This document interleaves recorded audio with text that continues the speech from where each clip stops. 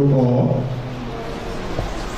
This morning, as you have been informed earlier, we have our visitors in our list.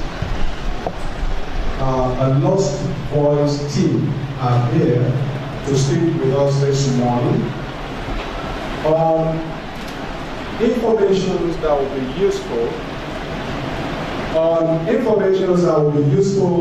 for you today and on information that will be useful for you today and in future to be able to contribute your quota to the development of the nation. So you need to listen. You need to listen attentively as I introduce the leader of the team. Join me to welcome Mr. Rawlings, Ogie. Can we put our hands together, Mr. Rawlings?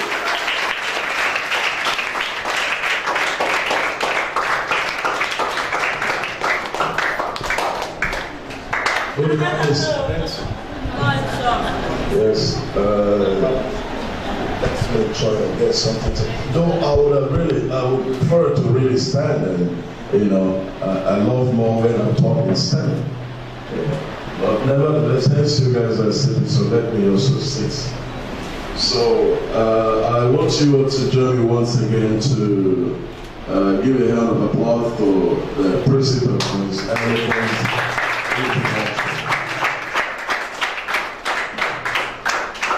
Thank you. Once again, I am Rawlings, Ogie.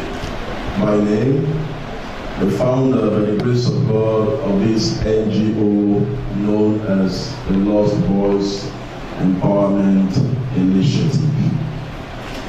An NGO that is constituted because of those of you here today. So I believe strongly that you are among the first, fortunate peoples across Lagos State and Nigeria, because this NGO just launched out roughly a month now. I want to start by saying that it's my great pleasure being here among you today to tell you a little bit more about what we are doing in these states, in this country, Nigeria. And we so believe that the work that we are doing, it's not going to remain in Nigeria alone, but also it will go offshore, in diaspora. There will be thousands of peoples like you, children, that will have the opportunity to emulate from these mindset restructuring. So what we're really doing in actual fact is restructuring our mindset. What do we mean by mindset restructuring? Doesn't mean that we have mixed the way and someone is trying to bring us back to the root. That is exactly what it means. Exactly what it means. You see, in the year 1960, I wasn't born. We had an independence. Nigeria was set free from the British Empire, being the British leadership. And we became leaders of our own selves. Now, since that time to this present day, Nigeria have had over 14 leaders, to be very precise, 15, including the incumbent. When I say leader, I mean among the president and military head of states. But no one among these numbers of them is ever said to be a good leader. I don't know if you have been told once that that president was the best president Nigeria had ever had. Have you heard it one day? From your parents, from people around you? We've never. Because they don't want us to understand that there are no group of persons that are really doing it wrong, while there are other group of persons that are doing it right. The fact remains that every one of us in this country, every man and every woman, we are part of the problem that we have. You know, our parents, we that is more than you in age, our parents wrongly taught us who to love if it pleases them, and who to hate if it doesn't please them. Or what they don't understand is we are the people, we are the one to face the curse of tomorrow and take the challenges by ourselves. So, like I said earlier, we have had series of these leaders. I'm not talking about the governors of states now, no, senators and local government chairman, reps, and every other public office. But all are tagged with the same name, bad leader. We have gotten the opportunity to study for ourselves the demography of this nation and discover that the leaders are not the people that's really making us to remain in the state we are, these debilitating states. But each and every one of us. Now, I want to give you this with illustration, the way you can understand it better. How many of you know hospital here? Hospital. The whole of you? That's beautiful. Okay, that's good. And how many of you know medical doctor? Who is a medical doctor? You know? That's good. Now, listen to this illustration. A sick patient was rushed to a hospital to be treated. She was seriously ill. And having been treated, she was discharged. She was healed. She went home and asked all her family members, friends, to come along with her to appreciate the doctor for saving her life. And they all came to the hospital. Oh, doctor, thank you for saving her life. Thank you, doctor. And the doctor stood statue, and doctor went inside and called on all the matrons and other doctors, co-doctors, and every staff in the hospital. He called the whole of them, and they all came out. And the doctor told them, please help me thank this woman for being alive.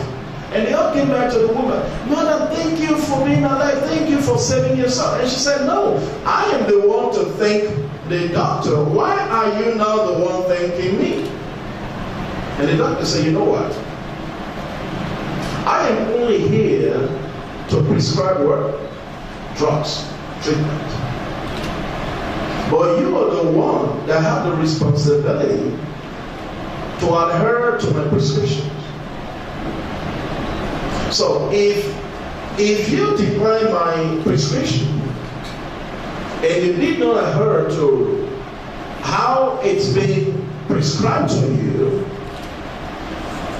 or you refuse to take the medication accordingly, you won't be here today to thank me.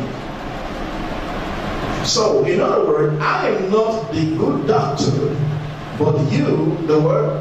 The good patient. You see? Now, in this illustration, taking Nigeria for a case study,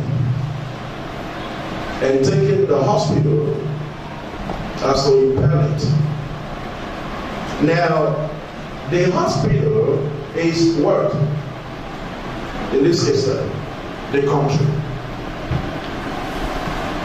The medical doctors are who? The leaders. The drugs is what? The law and what? Order. The patients are who? You and I, you see. Love you, son.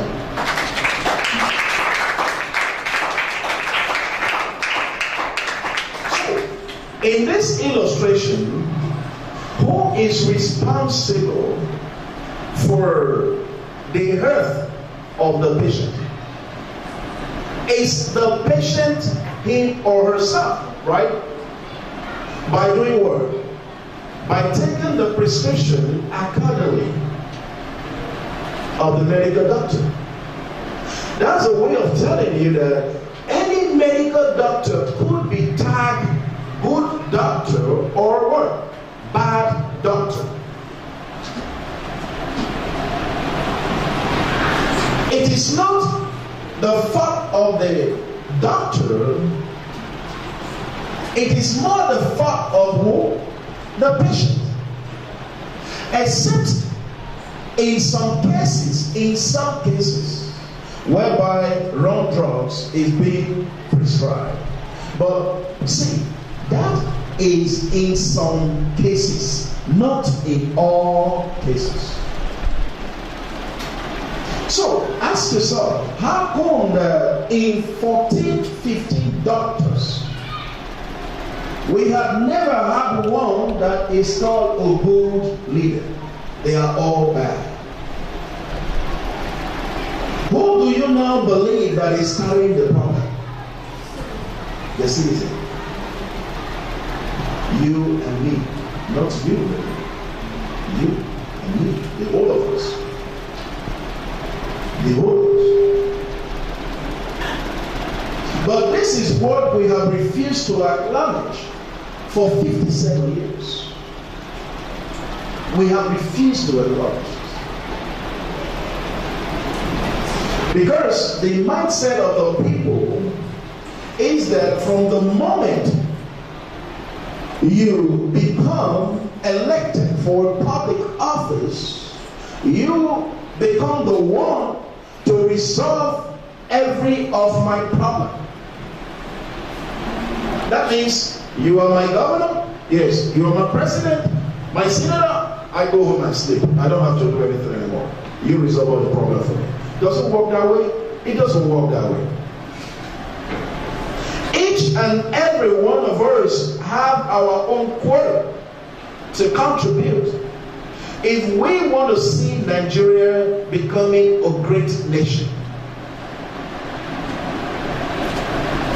When I was born in the year 1978, which is 40 years today, what I met that was imported from China was a tiger head razor blade. There's a razor blade they call tiger head. I don't know if any of you know it. Matches. There's one little thing like this that looks like a tortoise. It's made steel. They open the head and put some stuff, blades and various things. These were the only thing I met or saw that was imported from China. But I'll repeat again. I've said time without number. I'm not saying that was the only thing the Chinese people knew how to do.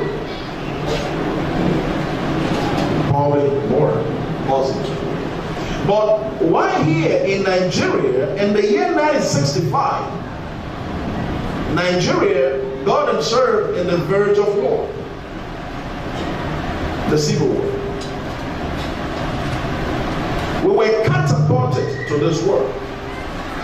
that claims lives of millions of Nigerians. Now, this time, in the eastern part of this country, the eastern world, there were people already out there who knew how to make a gun. A local-made gun, they call it Oka-made. You guys will not know that. The principle is good. So that time, 65. In fact, there were people out there who knew how to make, they can make cutlasses, shovels, stuff like this. Bicycle.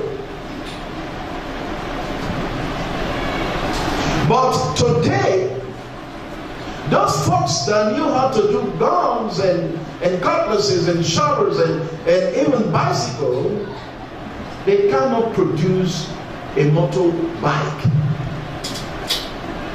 But those that only can produce razor blades and matches, 20 years later or 10 years later after the war, they are now producing aeroplanes. There is no car that is not assembled in China. In fact, most of the Boeing aircraft are assembled in China.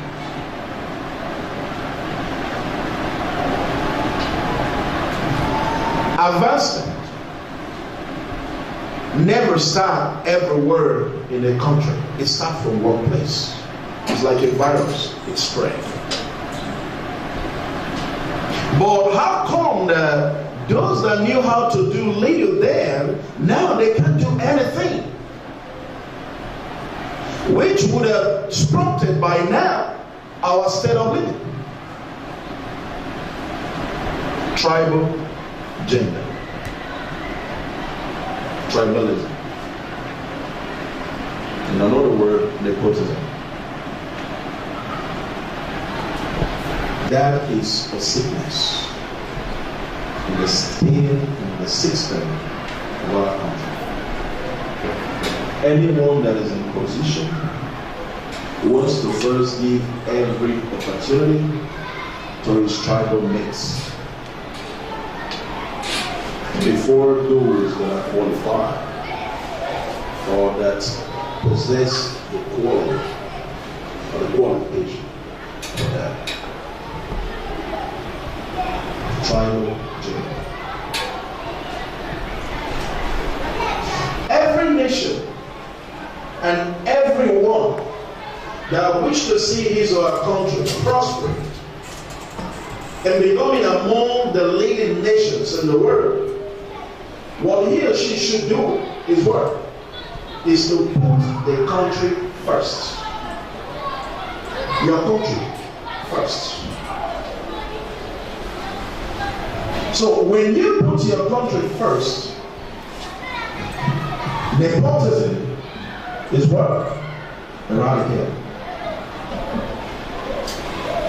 If you put your country first, you are not looking for your tribal mate to come and occupy that seat. You are only looking for who can do it better to promote the interests of the country, isn't it? The image of the nation. This will be your mind. But that's exactly what we're not doing.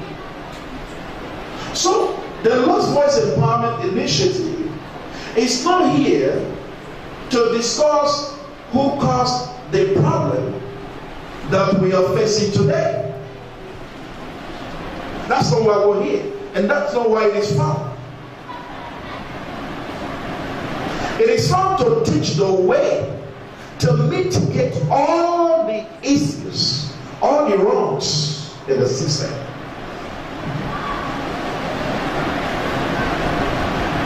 To bring about a catalyst spectrum that will catapult us to a perfect atmosphere. A word that will be conducive for us all to thrive.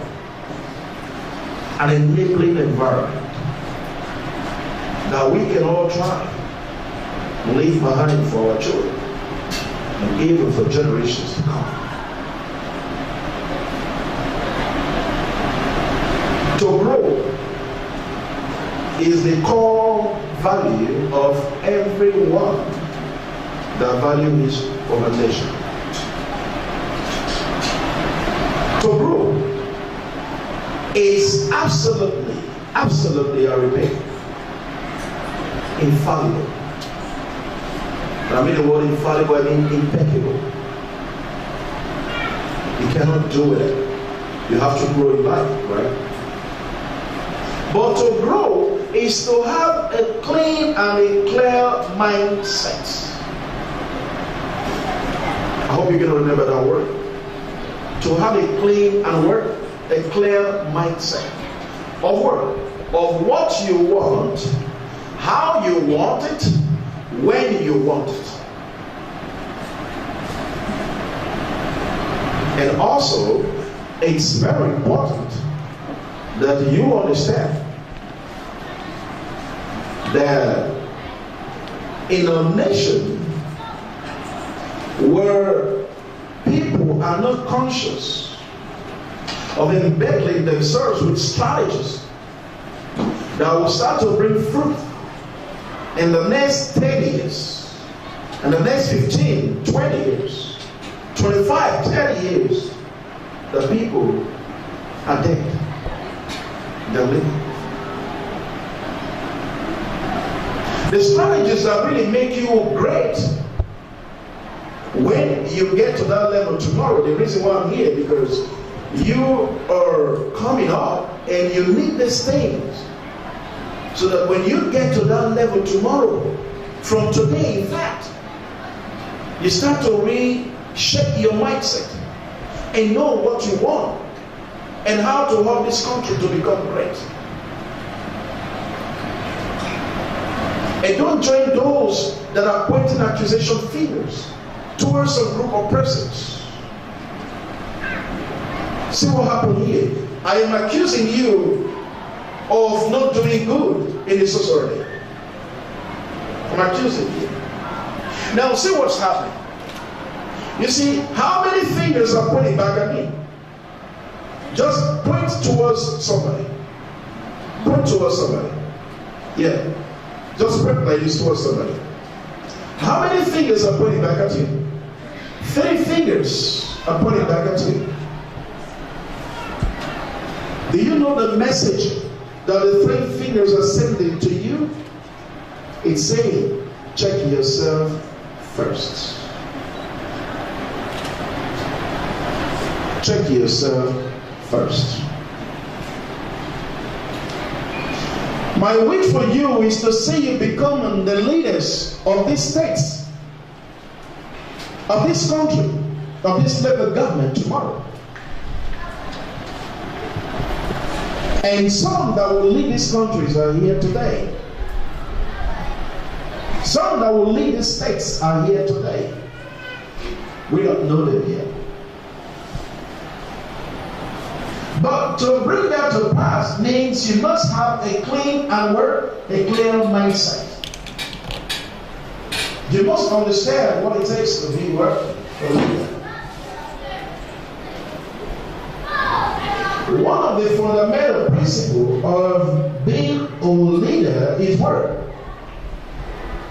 To lead by example. A good leader leads by example. You cannot give what you don't have.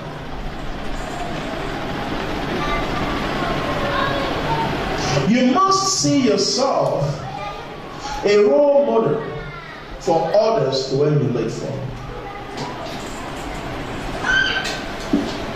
And also, to be a leader is to have a good listening ear.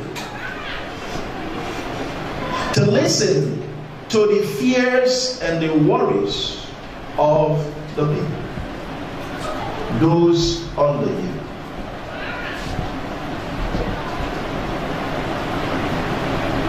Anyone that agitates, anyone that protests, anyone that riots have a reason for doing that.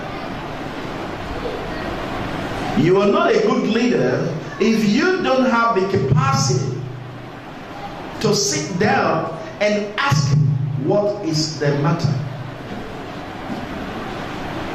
The same way, a good father and a good mother, when the child at home, sometimes there are some meal your mama will give you and you say, no, I don't like that meal, I'm not going to eat it, right? And they say, dress this dress. I don't like that dress, I don't want to dress that way. Isn't it? Sometimes. But I'm not saying you should do that, right? But your mama, you see that your mama will come to you and say, why don't you want to eat this food? This food is nice, it's rich, important, it has this, it has that, it has fiber. And sometimes in the end you're convinced and you go back and eat it, isn't it? That's how it ought to be. A good leader should listen to the people. Should know what it takes to bring peace. Now, I want to tell you one of our major message in this movement is equal right. Can somebody repeat that? Equal right. Equal right.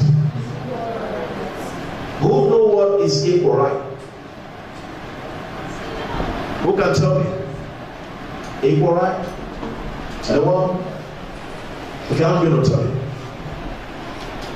We are working, urging our honorable lawmakers, our senators, to pass the bill of equal right among genders to law. Because we strongly believe that this girl here is not lesser in any way than you. She's not. She's the same you are in everything. So, the right that the law under this country provide you with should be the same, nothing less, to this girl here. The mentality of saying, oh, what I have is only female, I need a male. I don't understand it. I don't understand it. I am blessed with 3 daughters, beautiful daughters, and I love them so much. And I don't want my 3 daughters to have a lesser privilege in this country than your son. The law should stand to recognize the rights of my daughters, of you, the same way the rights of your sons are recognized. No woman is more than any man. And no man is more than any woman.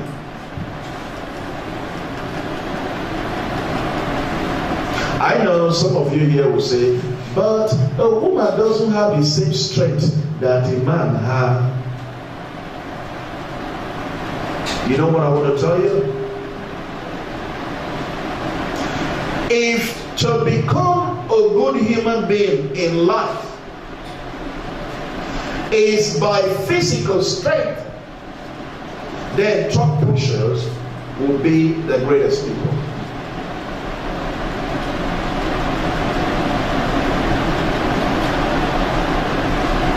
I have got into the brain to understand that the muscle of life is not here. It is here.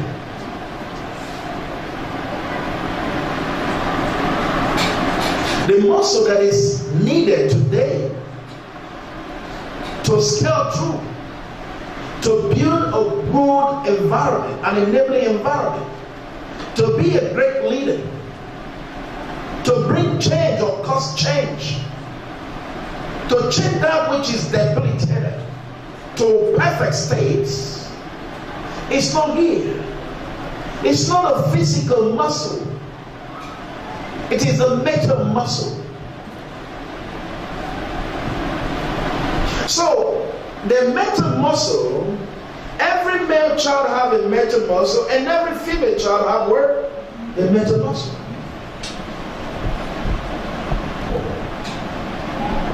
So, if you are still looking at the physical muscle, not really you, those that are grown out there, they should stop it.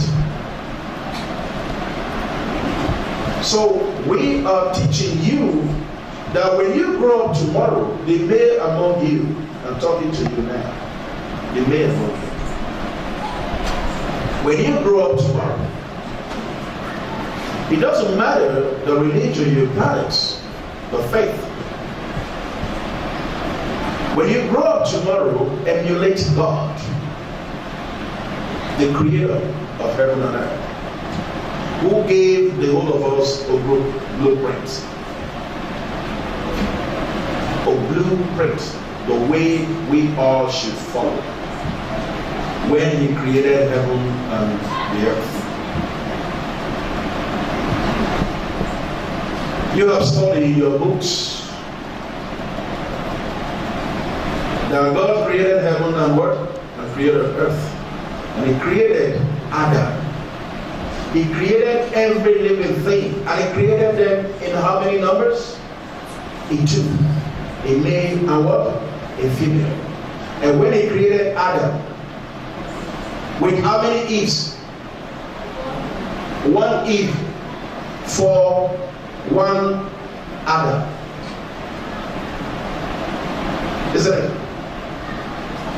There is no man that is greater than God, and no man is wiser than God. When the male child here today, when you grow up tomorrow, one Adam, one what?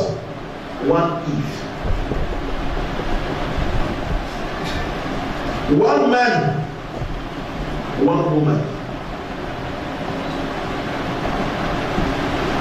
The archaic and the Stone Age traditions of our fathers that says that one man can take one and one wife if he has the capacity to cater for them is absolutely repugnant, and it's not to be accepted in a society that want to move forward. No nation will ever reach our full potential without carrying her women along. Now, to the female among you here, when you grow up tomorrow after your university, ensure you study very well. Don't waste your teacher's time. Don't waste your parents' money. Ensure you study very well. Ensure you know why you leave your home in the morning and come back in the evening. Pay attention to your school teachers. Let that thing come to sink into you.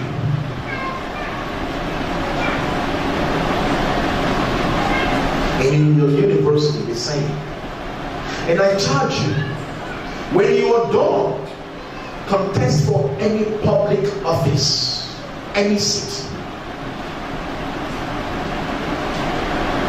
The seat of the president of this country, the seat of governors of your states, senator, anything, contest for.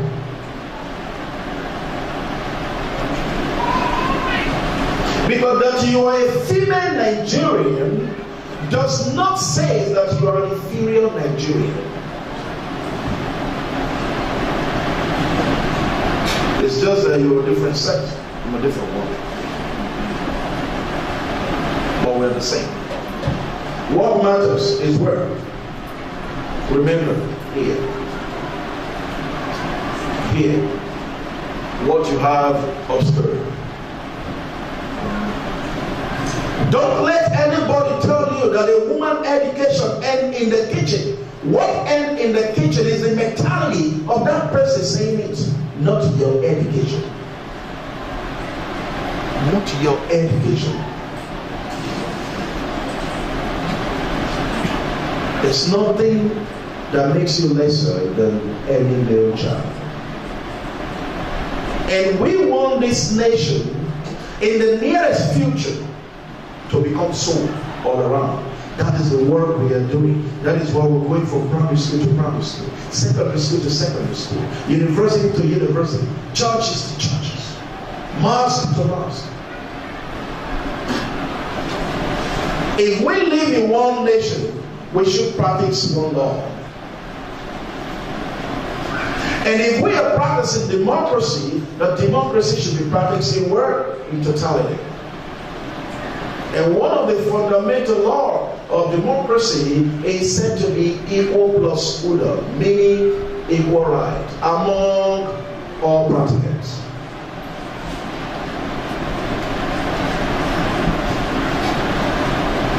So, I'm not going to take too much of your time because there are so much more to do. But let me tell you that it's my great pleasure being among you and my team. We want to appreciate you and the authorities of the school for this opportunity to bring them to us to speak with you. And I believe strongly, I hope that the few messages you have received here today will take you a long way. And also let me enjoin you to be involved in keeping your environment clean. Keep your environment clean. We have so many videos on our YouTube page that has to do with teaching children how to keep their environment clean. When you purchase a sachet water, the one you call pure water, so, and you consume the water, don't throw the sachet on the public road. How many of you are here in this hall? I'm sure we're more than 50 here. Let me go on the low scale. If 50 people would consume a sachet water and throw the empty sachet on the ground, the whole of this compound, premise, will be what? Become a mess. When you consume bottled water or soft drink, don't throw the can on the public road. Keep it. If you're in your daddy or your mommy car and you consume such, drop the plastic bottle or the sachet inside the car. Don't throw it on the public road. And when you get home, bring out the food mat, circulate the dust on it in the bin, and from there the lumber will come and pick. Put that in your consciousness. It will help us to keep the environment clean. It's not good when we drink, you throw it there, and the other one, the whole environment is worse.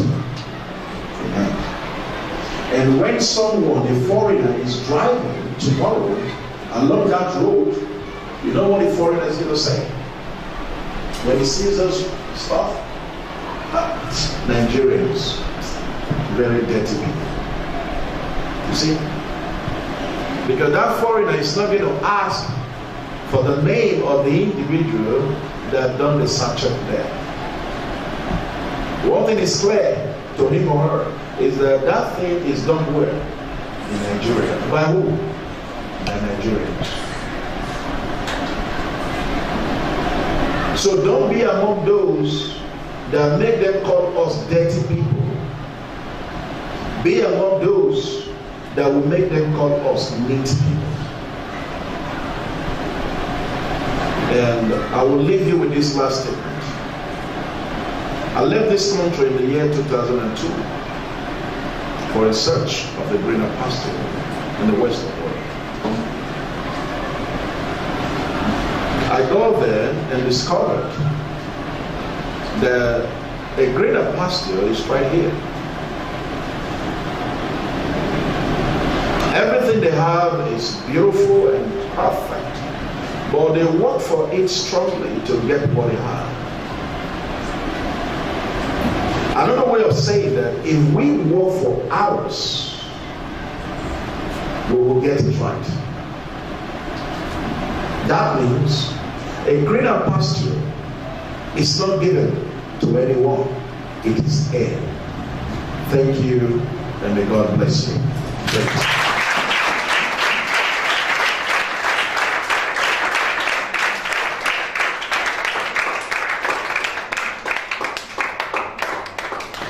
I'm sure that you actually enjoy what you have listened to.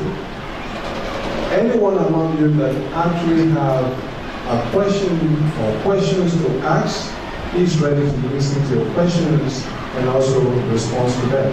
So if you have a question, please raise your hand and we will call you to ask your questions. Anybody in the house that want to ask questions? What has major campaign president?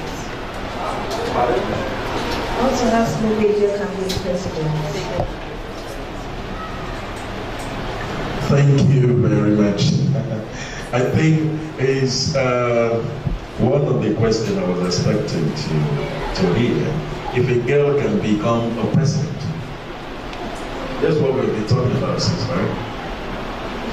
There is no difference between you, a girl child, and the boy child, the male child.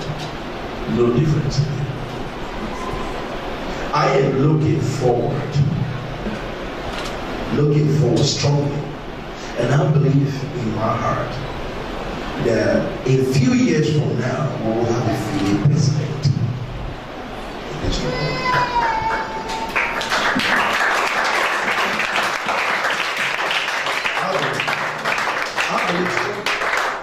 The reason why I believe is very simple, because I have discovered that the muscle of life is not here, it's right where? It's here. Every man have brain and every woman have brain. The other day I had a seminar and I threw a question to the floor.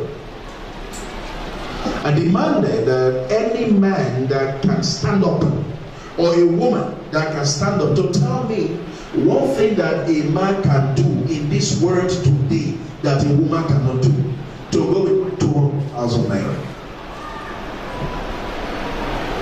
200,000 on a check. And no one were able to provide me one.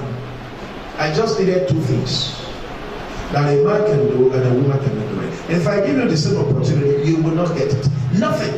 Absolutely. Nothing a man can do that a woman cannot do.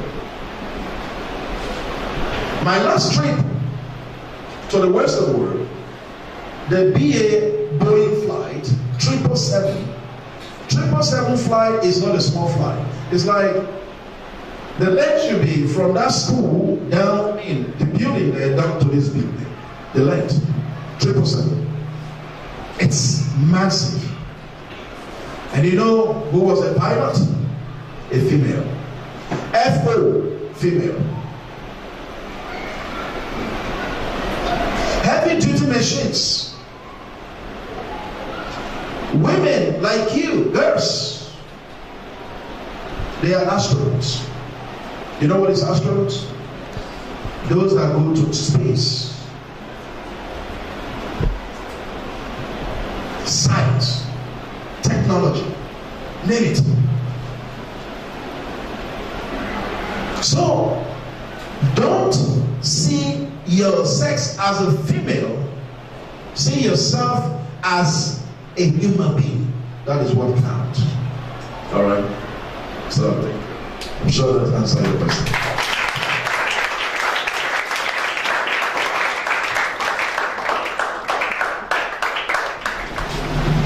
Excuse me, sir. In your last statement, you said something. Greener pasture. So I don't really get the meaning of that. Greener pasture. Thank you. Yes. A greener pasture, you've been hearing about greener pasture. Those are our brothers and sisters So many of them that have been enslaved and sold to people in African countries, and so many that got drawn in their mentality, all in the name of making Europe. So the word greener pasture means a perfect atmosphere, heaven on earth. Like in, I put it in my language. Okay. Let me try to look for illustration. Like a central bank where you just go and they say the whole doors are open. Go there and park money as well. Something like that. That kind of mentality. Though it's insane. So that's a greener pasture. So what my word was that a greener pasture is not given to anybody for free. A greener pasture is what? It's aimed. So you can make your environment, your village, your local government, your states, your city to become that greener pasture if you work hard for it. Another way of telling you that you can become anything you want to become in life if you work hard for it. So that is the meaning. Thank you.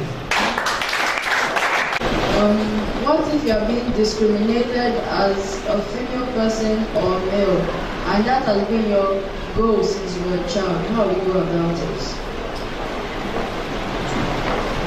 See, why I demanded for that platform is because there are so many women in our society today that have been absolutely stigmatized. They have been treated so bad, abused in all ramifications, and so many are locked up in agony. And their cries every day is how they can wash away these stigma. But how they can go about it is believing in themselves. Believing in themselves. A woman, for example, like the case of my mother, this is not really the time to tell you about myself deeply. Except if you have the opportunity today to go with my book, you'll be able to read about my biography. I was born from a very poor home. 5 siblings raised by a poor woman alone, being sent away emptily from her husband home, my late father. She was called all sort of names. She first suffered to break up marriages as a cause of barriers. She was called all sort of names. I'm not here to talk about that. It's still too little to hear some. But she worked it out that at the end, before I left this country, my mother was able to put up a 4-bedroom apartment by herself. She sold a landed property she owned and gave it to me to travel her and see how I can join her to raise my other siblings. So, how was she able to scale through? Because she believed in the potential in her. She's not educated. Because in those days, school education is only for the male child. My mother had to work in the farm to pay the school fees of her brother. So, the only way to erase stigmas which is oftentimes found among Nigerian women, most especially, is for them to believe in themselves. That is why I'm going from home to home, street to street, telling women that they should stand up on their feet. They should take what belongs to them.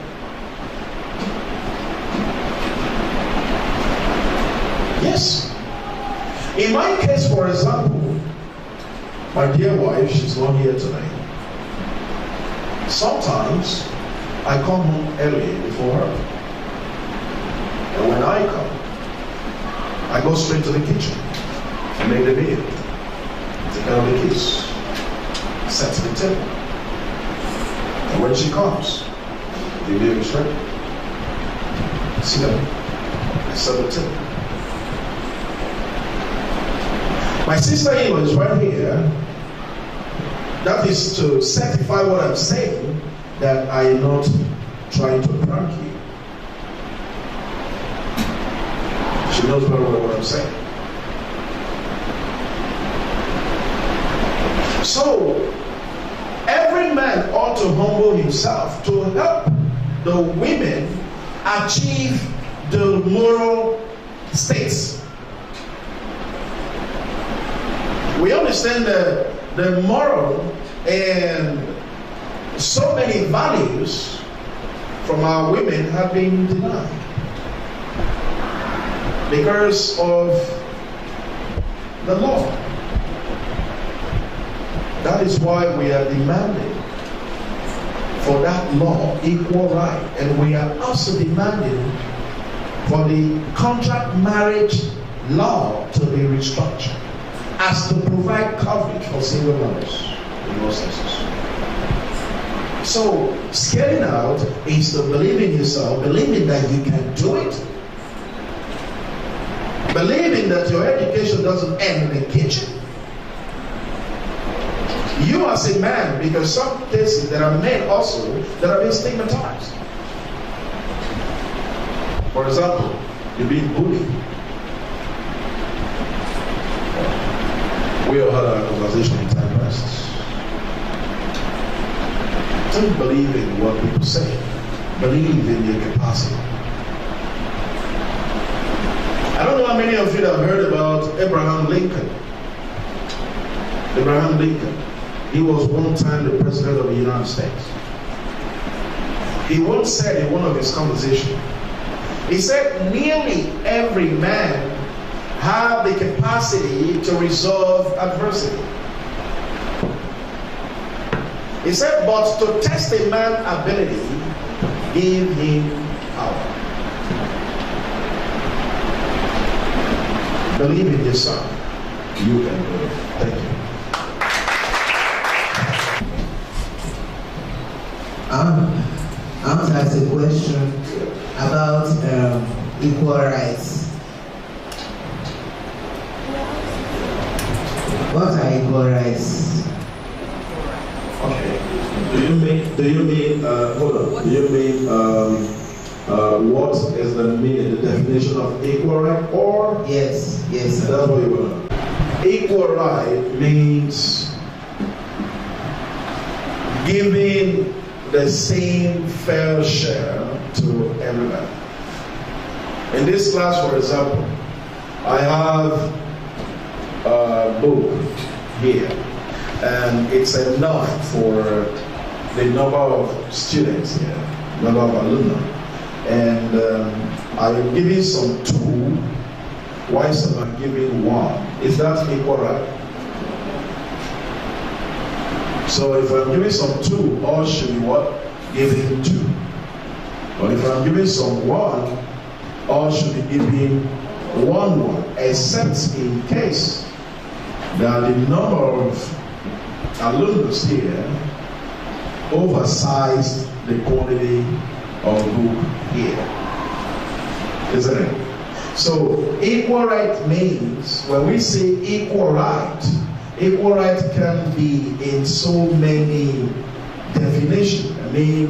Refer to so many areas. But the equal right we are demanding for is equal right among genders. Gender equality. Equal right among what? Genders. And we are waiting for you. When you graduate in your university, you will come to meet this initiative in any university you go. That you be part of it to promote this interest. That among men and women there is no difference. The law should recognize it so, because we are one human being. So that is correct. Thank you. All right, let's go. You said we should believe in ourselves. Yes. Okay, what about those that are not educated to know their rights, and they believe in themselves, and they want to struggle to make it, and people are not around them? How would they do what they want to do? Go ahead. Yeah, that's good. That's good. I can really see some very brilliant student out here. See, it is a fact that there are so many people that are not academically backed up. Like the case of my mother, like I said. She never visited primary one. And today she cried every time and said the reincarnation is true. If I come back again, I want to be an academist. And God will grant us. Now, it's a fact that there are so many people in the society that are stigmatized. And because they don't have an academic background, they cannot come up boldly to speak.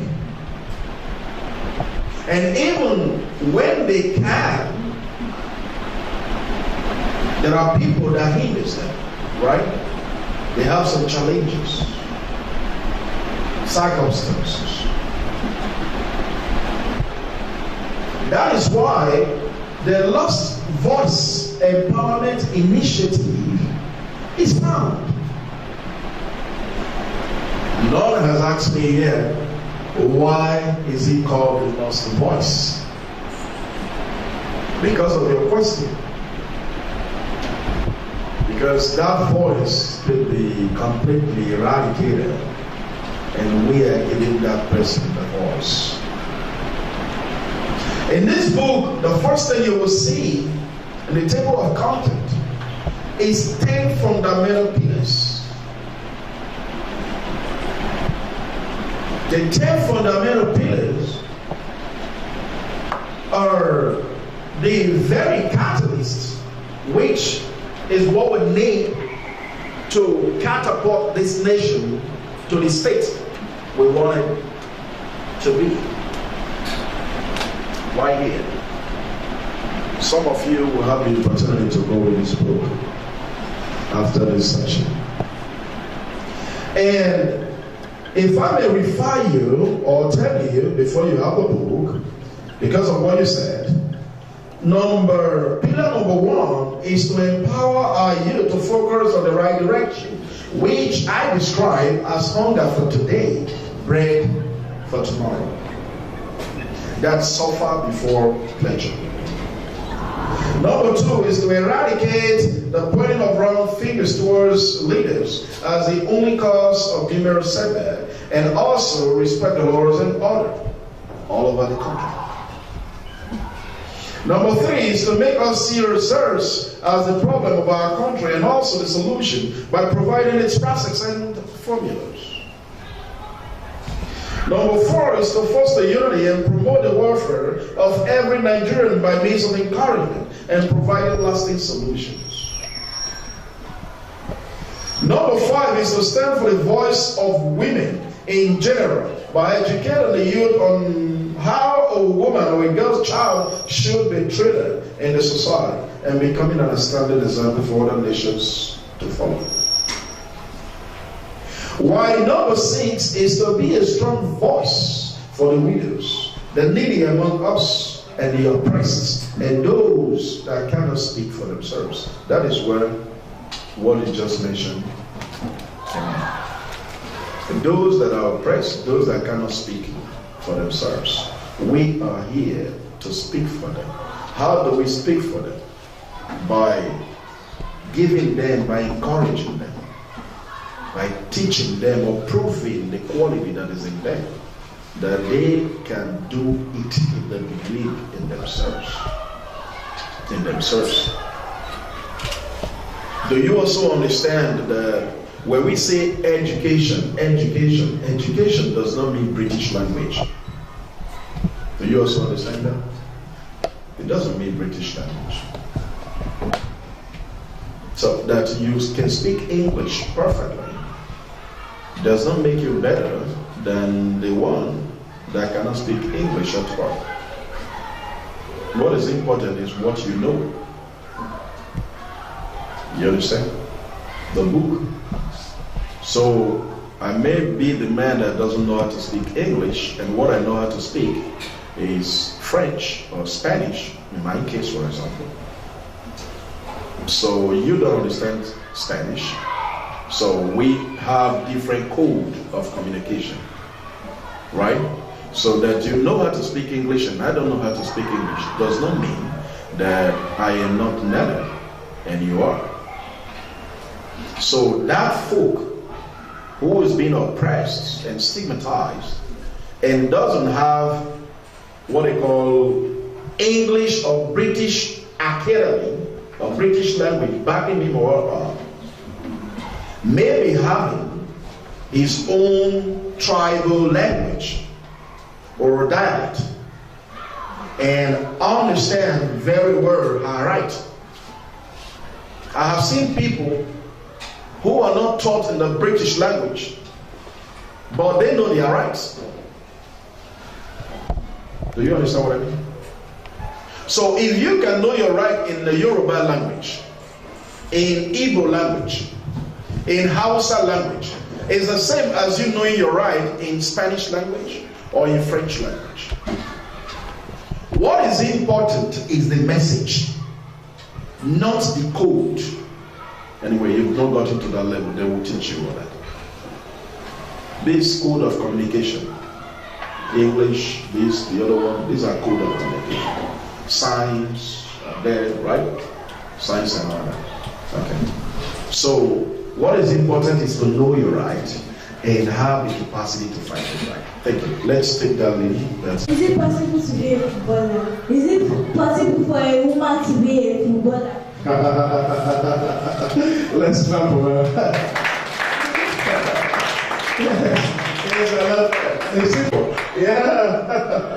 Yeah. If I'm asking that question, I think I will bring you a football jersey. The one from which club do you prefer? No, you got it wrong. No, Chelsea is not in Nigeria. We are talking about promoting the image of our country. So all those of you that have Chelsea, Manchester, Arsenal t-shirt, go and dash it to someone else. Go and buy Eyimba, MFM. Like me, I'm a fan of Better Insurance of Benin because I'm from Benin. Okay, so support your local team. Because that is what they do in Europe. That's what they do. I played football before. So everybody supports their local team. No Spanish is wearing the t-shirt of any team in England or France. It's the team in his or her local government or her area. You understand? So when you value what you have, others will join you to value it. Okay, so start to support your local team. So now, it's about football. A man can play football, and what? A woman can do what? Play football. A man can play basketball, and a woman can play basketball. In fact, last time, our female Super Eaglet, they won the African Nations Cup, isn't it? African Nations Cup. And they were maltreated by not giving them what they are qualified for on time. You see, that is the mentality of the people because it's women, so you understand. So anything a man can do, a woman can do it better. All right? Just believe in yourself. You can do it. Sorry. Yeah. About this equal rights and thing that we're talking about, there are many people out there that are a little bit physically challenged and are running for a particular goal, but can't get it because of their challenges, and later fall back and don't have anybody to rely on. So what I'm just trying to ask is that, what can we do to help those people? Very beautiful question, so eloquent. Yes, those that are physically challenged, we're talking about equal right, how can we merge them together, mitigate the status quo, the difference, the issue in between. You see, this is where the law needs to come inside. Later, I will tell you about what we are doing in our capacity. But we also believe that this is the responsibility of the states, the government. In Nigeria today, for example, in the case of single mothers, there are so many single mothers everywhere, which are menances produced by we, the man. You know what I'm talking about. When one man have more than one wife, what happens at the end is that you are able to cater for those children adequately. You start constituting nuisancy and miscreancy and scripturals. So the law first must stand very strong to mitigate all these status quos. Like I stated before, the Contract Marriage Act, which is what we're fighting for, you may not understand this now, will now provide for every woman that from the day that you got married, which it has been so, but it is not implemented, it's only written. What you have belongs to the man, and what the man has belongs to what? The woman. And if eventually tomorrow both of you are to do away with your relationship, the law will be seen vibrantly. The home, the money, the account, the company, what have you, will be splitted accordingly. If there are children in the matrimony, whatever both of them have will be split in 3 places. One for the man, one for the woman, one to take care of the children.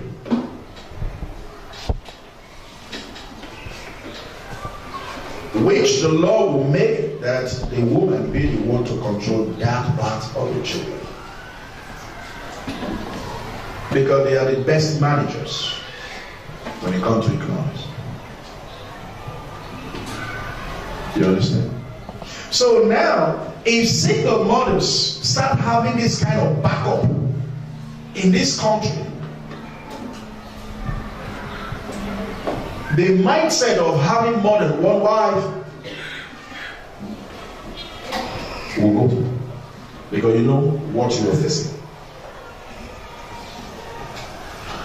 You know what's waiting for you at the end of the time. You understand? And in that case, that means single mothers will be having backup to cater for their children. And they wouldn't be subject to abject poverty and a very high continent suffering. there are so many single mothers I am involved in. Most of them are involved in petty tradings. Wake up 4 a.m. in the morning to see how they sell okra, tomatoes, ice fish, just to provide for their children. The father of those children are not there. And these are also the women, like you said, that are suffering from the what they call abuse, or that are stigmatized already by this so-called status quo, which is unequal right, what we're living in today. So, having suffered from one part, they are also suffering to see their children through. Like the case of my mother, once again. She was engaged in all sort of odd jobs just to send us to school. And thanks to her, that I have the education that I'm having today. Though I try to fight for myself to get my higher institution later on. So we can really help so many of these families by enforcing the law, by ensuring that the law is standing firm to protect their interests. That is number one. Then number two is what each and every one of us can do individually. We, for example, right now, we have in place a project to open a workshop, render some little help to single mothers, boys and girls who have profession but are unable to open a workshop for themselves. In the fashion industry, in the stylist industry, or styling industry, in the mechanic field, furniture maker, name it. All we need now, we understand that a hungry man is an angry man. An idle mind is what? A double workshop. So what we're trying to do is how we can put everybody to work. What do you know how to do? We're trying to see how we can open a shop where you can be working and other 10, 15 Nigerians that wouldn't have money to write what they call agreement fee can go and learn free of charge to help the nation move forward. That's what we have in place right now. So I guess that answers your question. Thank you.